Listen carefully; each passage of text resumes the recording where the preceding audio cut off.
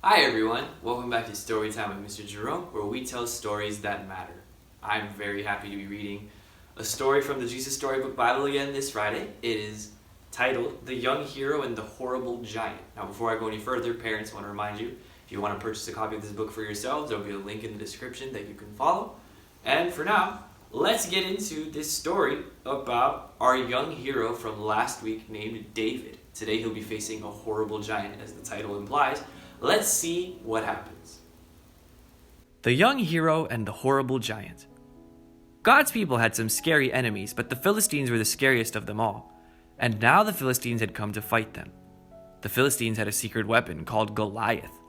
Goliath was a terrifying soldier and, worst of all, a giant. A giant so strong and so tall and so scary that no one had ever been able to fight him and live to tell the tale. So there they were, the Philistines standing on the top of one hill, God's people standing on top of the other. Every day Goliath came out and shouted, "Send your best soldier to fight me. If he wins, we will be your slaves. But if I win, you will be our slaves." No one spoke. No one moved. "Chickens," Goliath bellowed. "Your God can't save you. I'll rip your heads off and have you on toast." His beady, greedy eyes glowered at them hungrily from under his horrible helmet, as if any minute he really might just gobble them all up. And he laughed his terrible laugh. "Ah, ah, ah, ah," it boomed, echoing horribly around and around the dry, dry valley. Well, Goliath might just as well have been a green, slimy monster with 3 heads, because God's people froze with fear. Their eyes glazed over and they turned deathly pale. They knew if someone didn't do something quick, if someone didn't save them, but God would do something. He would send someone to save them. Now you remember that David was the youngest son of Jesse? Well, his brothers were soldiers in the army. One day when David brought his brothers their lunches, he saw Goliath, and he saw how scared everyone was. "Don't be afraid," David said. "I'll fight him for you." "You're only a little shepherd boy," the king said, "and Goliath is a great soldier. How will you fight him?" "God will help me," David said. So the king gave David his royal armor to wear, but it was too heavy and too big, and David couldn't even walk. "I won't need this," David said. Instead, David picked out 5 smooth stones from the stream.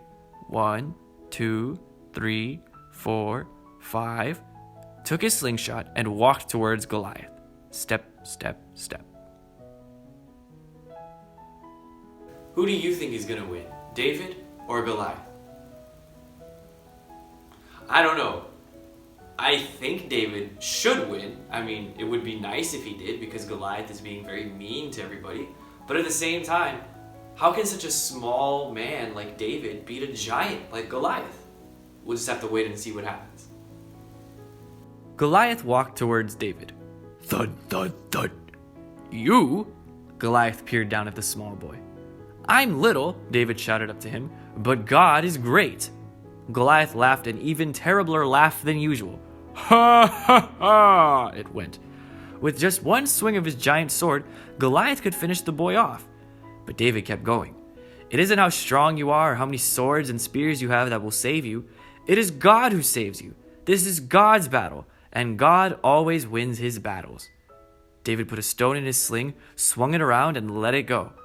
The little stone flew whiz like a bullet through the air and struck Goliath thud, right between the eyes. Goliath stopped laughing.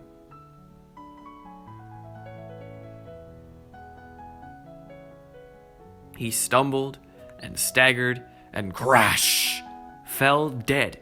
When the Philistines saw Goliath was dead, they ran away. And when God's people saw them running away, they cheered. God had saved his people. David was a hero. Many years later, God would send his people another young hero to fight for them and to save them. But this hero would fight the greatest battle the world has ever known. David had faith in God. He knew from before that God had chosen him. That's why last week we read about the prophet Samuel coming and anointing David with oil. So David knew that God was with him. So he wasn't afraid of anything, not even a giant.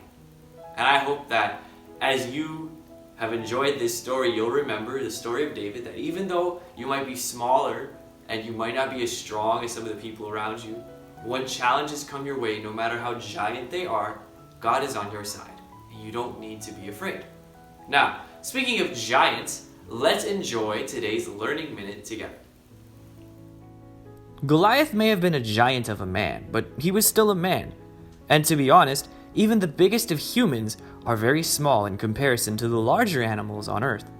For example, the tallest creature that lives on land is the giraffe. Giraffes are much taller than Goliath would have been. In fact, adult giraffes can grow to be even taller than our school. But there are animals that are even bigger than giraffes. To find them, all you have to do is look in the ocean. There we find animals called whales, which, while they look scary, are no danger to us. Whales can be the size of a school bus, or even bigger. The largest whales in the world, which are called blue whales, can grow up to 100 feet long. That would be longer than all of us in our class put together. Here's an activity for you to try with your family. Get a ruler or a tape measure and measure yourself. See how tall you are. I hope you liked that Learning Minute, and I hope you liked today's story. Thank you so much for joining me today at Storytime with Mr. Jerome. Join me again this Monday for another story that matters. Until then, be safe, stay warm, have a great weekend. Don't forget to like and subscribe, and take care. Goodbye.